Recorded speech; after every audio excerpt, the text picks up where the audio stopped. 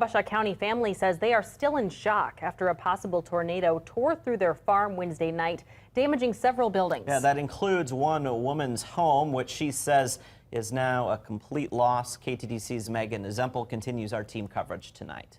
A path of destruction Thursday after a possible tornado hit a Wabasha County farm northeast of Zumbro Falls. Katie Bartles describes the moment. She was in her parents' home at the time watching TV. It started getting dark. Storms, it always gets dark because we're on top of a hill.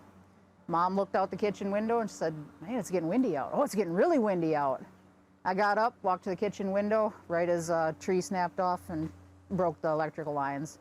I said, "Well, that's a tornado," and we all hit the floor. By the time Katie and her family even heard the sirens, she says everything was already gone.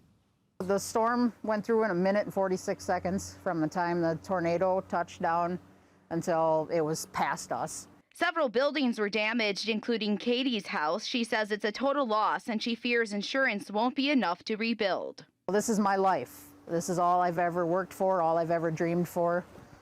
You know, I've never been off the farm. It's gone. There's 2 buildings left untouched out of my house, 2 machine sheds, and my shop.